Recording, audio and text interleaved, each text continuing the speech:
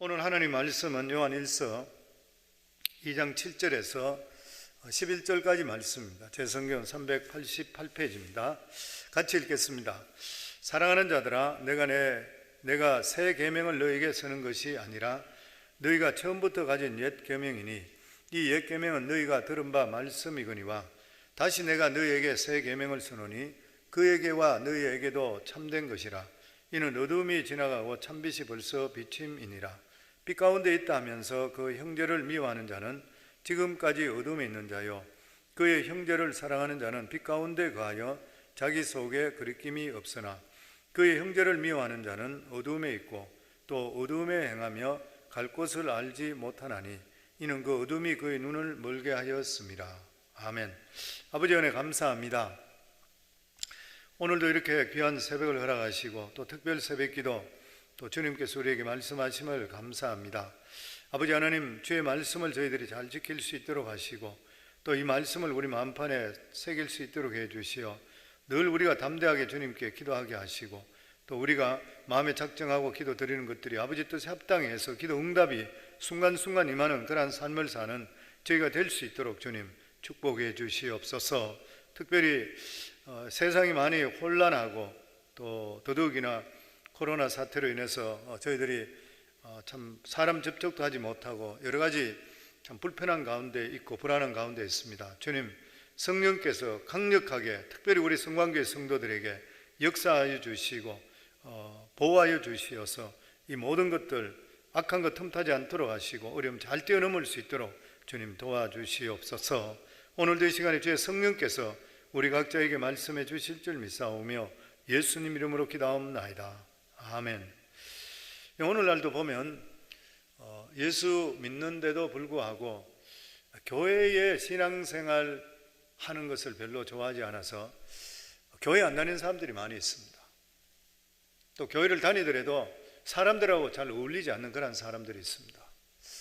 얼마 전에 미국 분을 만났었는데 대화하는 가운데 예수 믿느냐고 예수 믿는다 그래요. 너가 어느 교회 다니냐? 교회는 안 다닌다 그래요.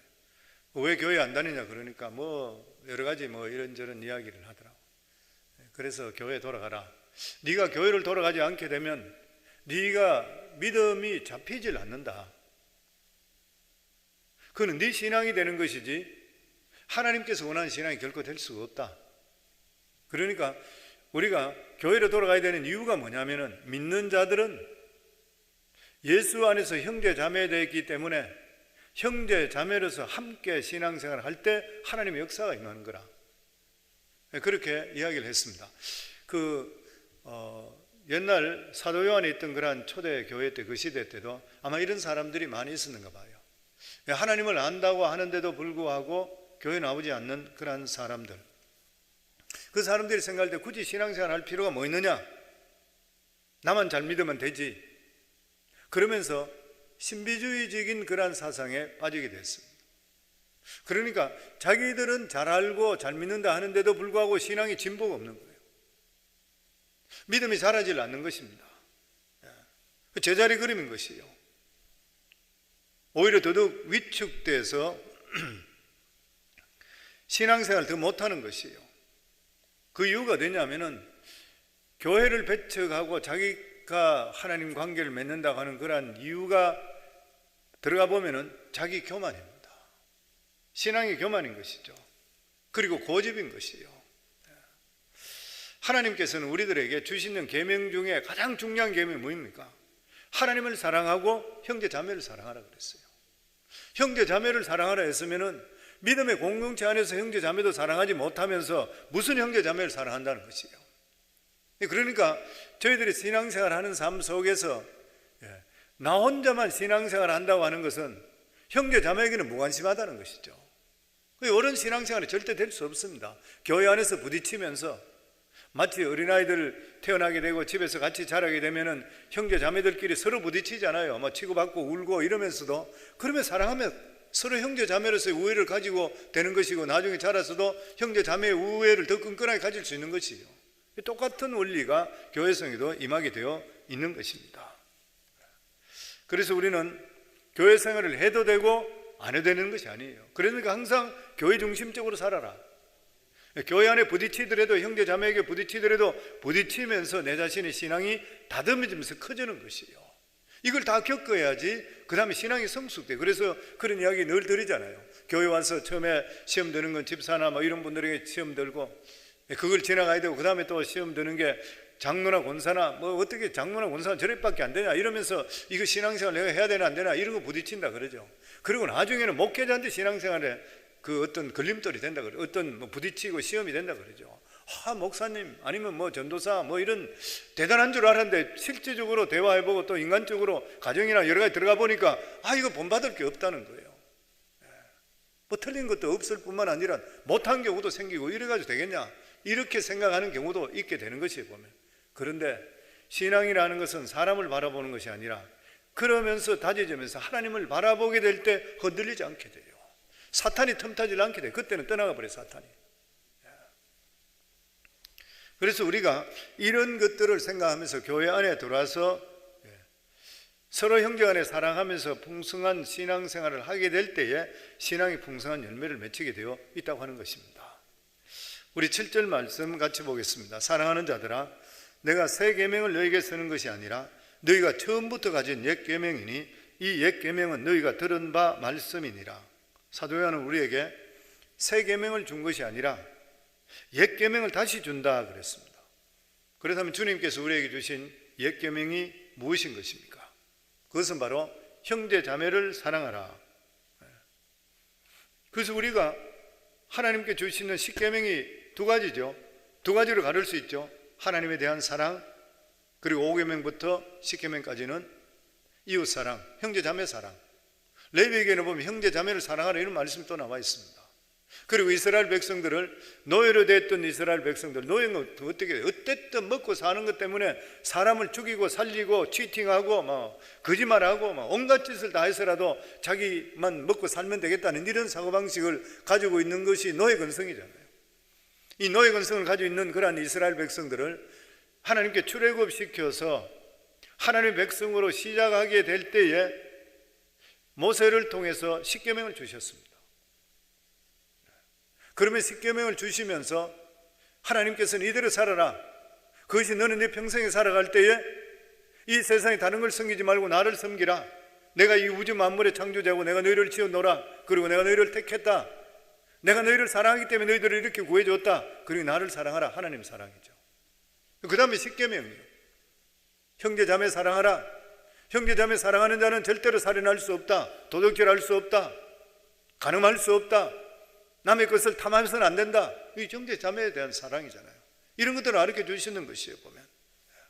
만약에 친형제라 그러면은 서로 잘 되기 원하죠. 친형제가 잘 되면 얼마나 좋은 것이에요. 친형제가 잘못되는 걸 원한다 그러면 그거는 형제도 아닌 것이죠. 형제라는 개념이 뭐냐면은 잘 되는 것을 축하해 줄 수 있는 거예요. 형제 자매인 것이에요. 형제 자매이기 때문에 너희들은 자기 이익을 위해서 죄를 짓지 말라. 교회에서 어떤 사람이 제일 나쁜지 알아요? 사람들 형제 자매라 해서 믿는다고 하는데 그 사람을 통해서 이익을 택하려는 사람, 치링하는 사람. 이게 굉장히 나쁜 것이죠 보면. 만약에 친형제 자매라고 한다면 그 사람에게 살인하겠습니까? 그 사람에게 도둑질 하겠습니까? 내가 친여동생이라고 하면서 간음하겠습니까? 그건 짐승이죠. 사람이 아닌 것이죠. 그건 이야기할 필요가 없는 것이죠. 하나님께서 이스라엘 백성들에게 요구한 것은 모두가 하나님 백성이기 때문에 서로 해치거나 욕심을 위해서 탐하지 말라, 악용하지 말라, 그런 말씀인 것입니다. 우리 모두 다도 이스라엘의 백성들과 같이, 이스라엘 백성들과 같이 그 사람들이 노예된 것 같이 우리들도 죄의 노예로 살던 그러한 사람인 것입니다. 그런데 이제는 예수 그리스도의 보혈의 공로를 통해서 하나님의 자녀가 되었습니다. 이 말이 뭐냐면 우리는 믿음 안에서 산 형제 자매가 되었다고 하는 것이에요. 그러니까 서로 사랑하는 것은 당연한 일인 것입니다. 이것이 하나님께서 우리를 구원해 주시는 하나님을 기쁘게 하는 그런 마음이에요. 형제 자매를 서로 용납하고 서로 사랑하는 것. 부모의 마음을 가져보시면 똑같다고 생각합니다. 내가 부모면 내 자식들이 서로 간에 똑똑한 놈 있고 좀 못난 놈도 있고 좀 부족한 놈도 있다 하더라도 자기들끼리 서로 사랑하게 될 때는 부모 마음이 너무 흐뭇한 거예요. 근데 형제 자매들이 서로 간에 다투고 싸운다 그러면 부모 마음이 기쁘겠습니까? 절대 기쁠 수 없습니다. 어느 쪽이 옳든 그러든 상관없이 기쁠 수가 절대 없는 것이에요. 그러니까 우리 교회에서 신앙생활 할 때는 자잘못을 따지는 것보다는 용납해주고 포용해주고 받아들일 수 있는 그런 마음을 가질 때에 하나님께서 기뻐하셔서 하나님께서 복을 주시게 되어 있습니다. 성도님 복 받기를 다 원하시죠? 올해 같은 새로 시작하면. 그렇다면 용납하시고 사랑하시고 하나님의 기쁨이 되시기 바랍니다. 반드시 그러면 내 마음의 묵상까지도 하나님이 들어주시게 되어 있는 것이에요. 보면 하나님께서 하나님 백성들에게 요구하시는 것은 너희는 이제 하나님 자녀로 신분이 변화되기 때문에 하나님 자녀답게 사랑하라. 그러나 이스라엘 백성들은 노예 근성을 가지고 있었기 때문에 이러한 하나님께서 말씀하는 사랑이란 뜻을 몰라요. 그러니까 하나님께서 모세를 통해 십계명을 주셨습니다. 그러면서 하나하나 딱딱 짚어주시는 것이에요. 살인하지 마라. 형제 사랑하면 절대 이런 짓 하면 안 된다. 도둑질하지 마라. 형제 사랑하면 어떻게 도둑질하나 남의 것을. 간음하지 말라. 형제 사랑하면서 어떻게 네가 간음할 수 있나. 남의 것을 취하지 말라. 남의 손에 남의 아내나 이런 거 취하지 말라. 형제 사랑하면서 네가 어떻게 그럴 수 있냐. 하나하나 다 짚어주시는 것이에요. 그러니까 빼앗지 말라. 자족하라. 여기 핵심, 이 계명의 핵심이 뭐냐면은 하나님의 자녀의 신분으로 됐다면 자녀답게 살아라. 오늘도 우리에게 똑같은 말씀입니다. 우리가 예수 믿고 구원받고 하나님의 자녀 되었다면 자녀답게 살면 돼요. 그게 하나님께서 가장 기뻐하는 그러한 일인 것이에요. 이제는 우리가 더 이상 사탄의 노예, 죄의 노예가 아니라 하나님의 사랑받는 자녀가 되는 것이에요.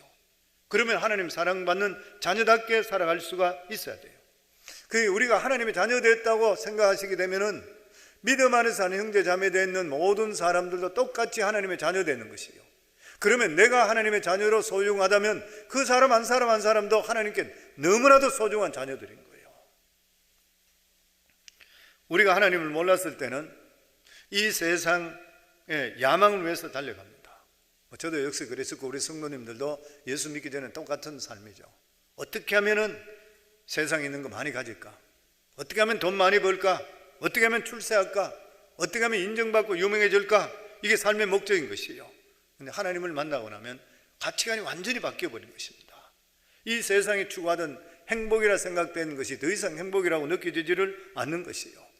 우리는 하나님 백성 되고 나면, 하나님의 자녀 되고 나면 하나님의 은혜가 함께할 때 행복해지는 거예요. 세상에 아무리 많은 것들이 우리 속에 온다 하더라도 하나님의 은혜가 없으면 우리 행복해질 수 없어요. 왜냐하면 우리 속에 하나님의 영이신 성령께서 우리 속에 계시기 때문인 것이에요. 그래서 우리는 이제는 세상적으로 출세하고 돈 벌고 이런 쪽으로 간다고 자꾸 마음적으로 가게 되면은 나도 알지 못하는 내 마음속에 갈급함, 클클함이 생기기 시작해요. 왜냐하면 하나님과 멀어지기 때문에 그래요. 비록 요즘같이 팬데믹으로 어려움이 있고 힘든 일이 있다 하더라도 내 살아가는 삶이 하나님께 가까워지게 되게 돼 있으면 더 믿음적으로 하나님께 다가오게 된다 그런 것 같으면은 내 마음속에 이러한 가운데 평강이 있게 되어 있습니다. 그리고 하나님 책임져 주시겠지. 내 건강도 책임져 주시고 치료해 주시고 또 뿐만 아니라 사업이나 살아가는 모든 삶도 하나님 알고 계시니까 하나님 반드시 선하게 이루어 주실 것이야. 이러니까 내가 기쁘게 살 수가 있게 되는 것이에요. 보면. 그런데 여기에 이 사랑의 계명을 새 계명으로 주신 이유가 어디 있습니까? 옛 계명은 이스라엘 백성들에게만 주어졌어요. 그런데 이제는 예수 믿는 모든 사람들에게 주어졌는 거예요.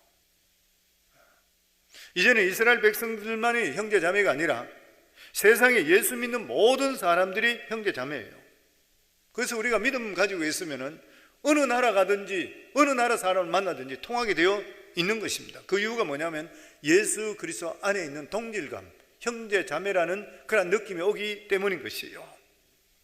뿐만 아니라 우리가 하나님의 백성이고 하나님의 자녀이기 때문에 하나님 말씀만 들으면 누구든지 하나 되게 되어 있습니다. 저는 이 말씀을 준비하면서 우리 교회에 우리 중국구 성도님들이 계시잖아요. 오늘 지금 특별 새벽 기도에 우리 중국분은 계속 중국으로 통역돼 나가고 있고 중국 분들이 많이 듣고 있습니다. 얼마나 귀한지 모르겠어요. 제가 크리스마스 때 카드를 받았는데 받은 중에서 우리 중국 성도님 중에 칭팡 패밀리라고, 우리 어머니가 새 아이를, 어린아이를 데려와서 교회에서 자라나고, 우리 그 멜로디 큰딸이죠, 그리고 알렉스, 에이론 두 아들, 참 아이들이 얼마나 자라고, 이제 멜로디는 결혼까지, 그리고 한국 남자하고 결혼했어요. 한국 사람 참 좋아하시죠. 사진을 찍어서, 전체 가족 사진을 찍어서 크리스마스를 보냈는데, 그걸 제가 이래 보면서 어머니와 자녀들 이래 보면 감개가 무량하더라고요. 참 아름다운 가정이에요. 어머니가 믿음이 있으니까 자녀들 전부 믿음 안에 다 잘 키워놨어요. 그 큰딸은 한국 남편인데 목회자라고 들었습니다. 얼마나 귀해요. 그리고 우리 교회를 진짜 사랑해요. 교회를 굉장히 사랑합니다. 제가 잘 타치를 못 해주고 이런데 그래도 얼마나 사랑해 주는지 몰라요. 제가 참 중국 성도님들께, 중국 성도님들이 저에게 감사하는 것보다 제가 감사하는 게 더 많아요. 사랑을 더 많이 받아요. 너무 오늘 새벽 기도를 통해서 다시 한 번 더 우리 중국 성도님께 감사드립니다. 제가 내가 어릴 때에 저희 집에서, 도시인데도 불구하고 제가 짐승들을 좋아하기 때문에 집에서 닭도 키우고 개도 키우고 이렇게 닭도 집에서 좀 키워봤어요. 한 20마리 가까이 마당에다가 쳐놓고 이렇게 키워보고, 그래서 저도 이거 이제 지금도 이제 닭을 좀 한번 키워봤으면 좋겠구나 이런 마음까지 가지고 있었어요. 그렇게 이야기를 서로 사역자끼리 나눴는데 이 칭팡 패밀리에서 우리 집사님이 자기 집에 아이들을 위해서 닭 2마리를 애완용 닭으로 그게 빌려준다 그래요. 케이지에 넣어가지고. 근데 알을 낳는 거예요. 알을 낳으니까 그 알을 낳는 것을 가지고 저한테 갖다 줬어요. 목사님 닭 키우는 거 원하시고 또 알을 이렇게 낳고 이렇게 키우는 거 원한다 그런데 자기 집에 애완용으로 있지만은 이걸 드린다 그러면서 가져왔더라고요. 얼마나 감사한지 몰라요. 사랑을 참 많이 받았습니다. 우리가 복음을 듣게 되면 피부 색깔, 나라, 언어 상관없이 하나 되게 되어 있습니다. 사람들 간에 가로막고 있는 이러한 담이나 벽들이 무너지게 되어 있는 것이에요. 우리가 믿음 안에 하나 된다, 이게 얼마나 귀한 일인지 모르는 것이에요. 보면 오늘 다시 한 번 더 우리 사랑하는 성도님 축복하고, 특별히 우리 중국 성도님들 또한 사랑하고 축복합니다. 우리 8절에서 9절 말씀 같이 읽습니다. 다시 내가 너희에게 새 계명을 써노니 그에게와 너희에게도 참된 것이라. 이는 어둠이 지나가고 참빛이 벌써 비침이니라. 빛 가운데 있다면서 그 형제를 미워하는 자는 지금까지 어둠에 있는 자요. 사도 요한은 예수 믿지 않을 때는 어둠에 있을 때라 그렇게 말했습니다. 근데 이제는 예수 안에 있다고 하는 것은 환한 빛 가운데 있는 것이라. 근데 어둠에 대해서 여러 가지 비유가 나옵니다. 사람들이 보통 아프리카를 보고 나서 검은 대륙이라 그렇게 말합니다. 검은 대륙이라는 이유가 피부색이 검어서 그런 것이 아니라 거기는 미개한 나라라, 무지한 나라라, 그래서 검은 어둠의 나라라, 보통 그렇게 이야기하게 되는 것이죠. 그리고 여기 사도 요한이 어둠이라 말하는 것은 하나님을 알지 못하기 때문에 자신의 가치도 모르고 내가 무엇을 위해 살아야 될지도 모르고 죄의 노예로 있는 그런 상태가 어둠의 상태인 것이요. 우리가 하나님을 모르면 자기 자신도 모르게 미신에 매여 살게 되어 있습니다. 제가 들으니까, 그리고 우리 교회 한국에서 군인으로 오셔서 있다가 이제 여기서 3년씩 2년씩 있다 가시고 이런 분들도 이야기 듣고, 또 파일럿도 있으시고 이런 이야기 들어보니까 지금도 대한항공이나 일반 항공에서 외국에 새로 비행기가 오게 되면은 그 비행기를 두고 나서 대진머리 고사를 실제로 지낸다 그러대요. 그 해군에 계시는 분 이야기 들어보니까 그 군함을 새로 만들어서 띄우기 전에 꼭 대진머리 제사를 또 드린대. 지금도 드린대요. 그 왜 그런 것이요? 이 귀신한테 잘 보이게 하기 위해서 그렇잖아요. 화를 당하지 않기 위해서 잘 봐달라 그러는 것이에요. 지금 사람들이 보면은 세상에 사는데도 불구하고 귀신에 두려워하고 있는 것이에요. 이 어둠의 세계인 것이죠. 어둠의 세계에 빠져 있는 것이에요. 또한 하나님을 모르게 되면은 이 세상이 전부인 줄 알고 그것에 인생을 모두 다 매진해서 인생을 탕진하게 됐습니다. 그래서 나이가 젊을 때는 모르는데 한 50 정도 넘어가게 되면은 자기 인생 돌아보면 내가 무엇을 위해 살았나 실제로 몰라요. 그래서 어떤 사람은 돈에 목을 메고 어떤 사람은 권력에 취해서 살고 그런 것을 잡기 위해서 인생을 다 낭비하는 것이에요. 근데 지나가 보면 아무것도 남는 게 없는 거예요. 높은 자리에 있다 내려가 보면 아무것도 아닌 것이에요. 다 아무것도 아닌 것이에요. 보면 또 어떤 사람들은 평생을 사람을 미워해서 미움에 잡혀 사는 사람이 있어요. 어둠의 세력에 잡히는 거죠. 죽을 때까지 사람을 증오하다가 사는 사람이 있어요. 인생을 망쳐버리잖아요. 마음속에 누구를 미워한다 그러면 자기 자신을 망쳐버리는 것이에요. 이게 어둠인 것입니다. 그런데 우리는 하나님을 알고 나서부터는 하나님의 사랑에 감격에 살아가고 있잖아요. 우리 예수 믿는 사람 성도님 다 물어보면 다 간증하는 게 뭐예요? 다 하나님 은혜 속에 산다는 거예요. 이게 어떻게 있을 수가 있는 일인 것입니까? 왜냐하면 우리가 하나님이 있기 때문에 그런 것이에요.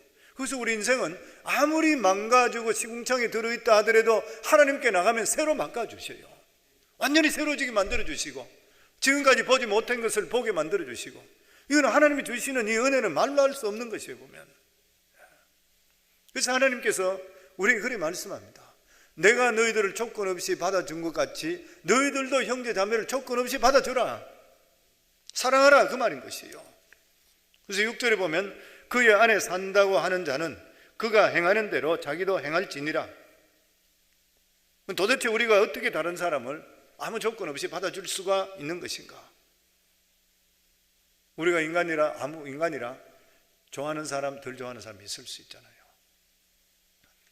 내가 더 좋아하는 사람, 멋있는 사람, 지성 있는 사람 뭐 그런 사람을 더 좋아할 수 있는 것이에요. 더 마음이 끌리는 사람이 있어요. 보면. 그런데 우리가 자신의 유익을 위해서 사람을 사귀게 되면 사람을 선택하게 되어 있습니다. 내 유익을 위해서.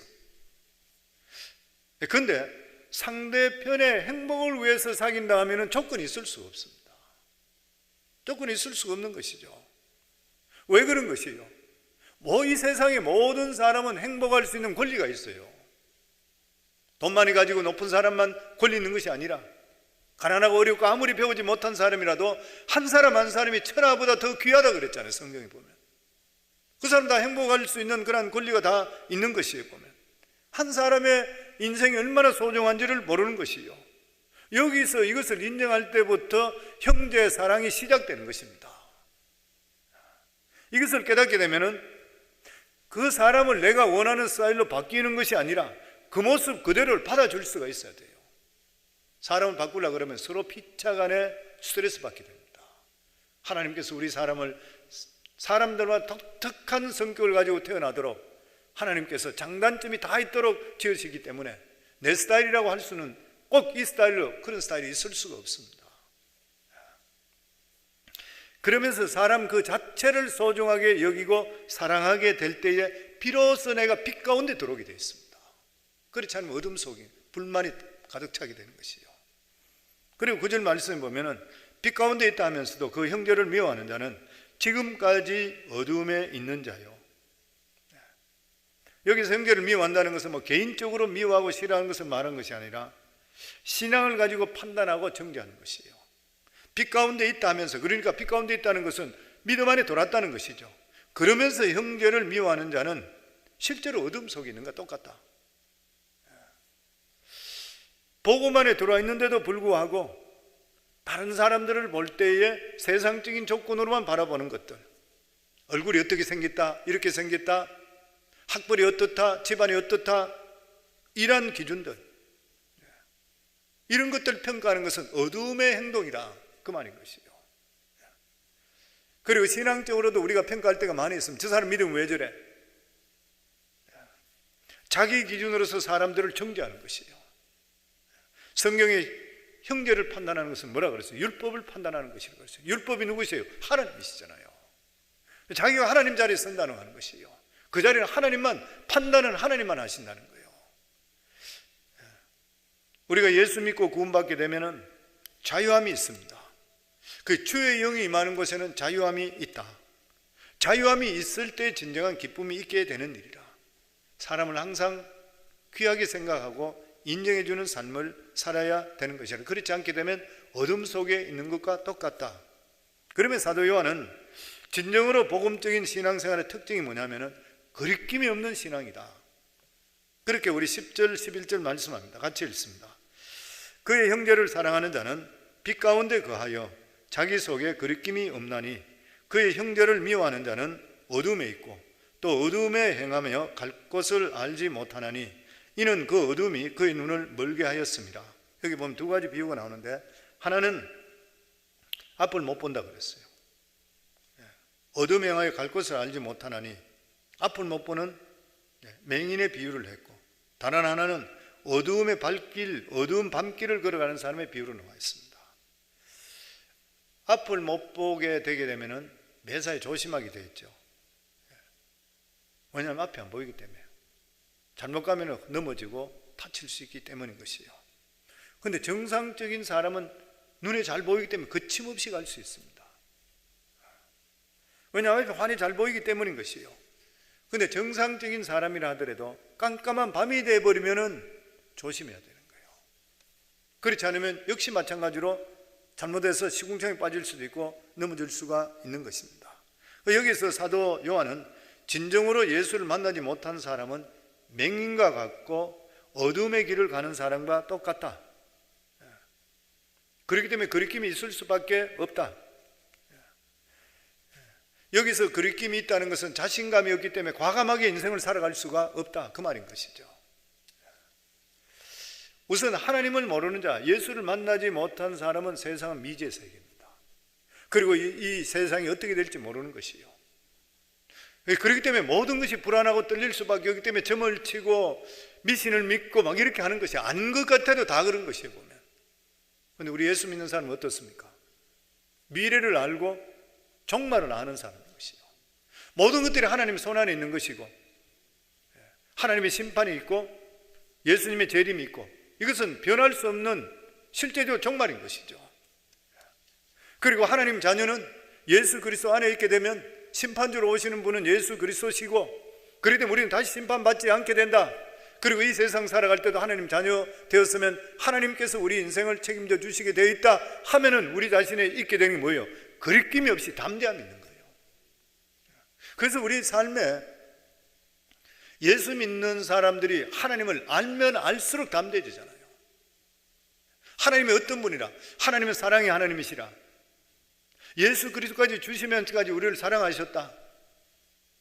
그리고 하나님께서 우리 삶을 돌봐주신다. 우리가 알거니와 하나님을 사랑하는 자, 그 뜻 가운데 부르심을 입은 자들은 모든 것에 합력의 선을 이루어주신다. 내 마음속에 그 믿음이 있을 때는 거리낌이 없어져요. 무슨 일을 당하더라도 하나님 책임져 줄 줄 믿습니다. 그리고 내가 하나님 자녀 됐습니다. 이러면 당당하고 거리낌 없는 삶을 살아가게 되어 있는 것이에요. 우리 예수 믿는 사람은 어떤 사람이에요? 예수 안 믿는 사람은 향방을 모르고 살아가는 건 똑같아요. 근데 예수 믿는 이러한 사람은 방향을 절대적으로 아는 사람인 것이에요. 우리는 하나님을 알기 때문에 빛 가운데 들어와 있는 것이에요. 그래서 이 세상의 어떠한 재앙도 하나님의 사람을 이기지는 못해요. 왜냐하면 하나님께서 보호해 주시기 때문인 것입니다. 그래서 우리가 믿음 안에 있게 될 때는 모든 것을 새롭게 볼 수 있게 되는 것이에요. 그래서 우리는 능력 주시는 자 안에서 우리는 다 할 수 있다는 이러한 긍정적인 믿음을 가지고 살아갈 수 있게 되는 것입니다. 사랑하는 귀한 성도님들, 오늘도 하루를 시작하고 평생을 살아가면서도 하나님이 주시는 이 말씀을 부여잡으시며 이제는 우리가 어둠에 있는 것이 아니라 빛 가운데 있는 것이라. 왜냐하면 빛 대신 예수 그리스도 안에 우리가 있기 때문에. 그러니까 거리끼지 마시고 믿음으로 가시고 환경에 어떤 변화가 있다 하더라도 이 일을 통해 나에게 어떤 일을 해 주셨을까, 이러한 긍정적인 믿음으로 사시게 되고 그리낌 없이 승리할 수 있는 우리 성도들이 되고, 그리고 또한 내 자신이 소중한과 같이 남을 소중하게 여기시고 사랑하게 될 때에 하나님께서 그 사람을 복을 주시고 기쁨이 된다는 것을 믿으시기를 주 이름으로 축원합니다.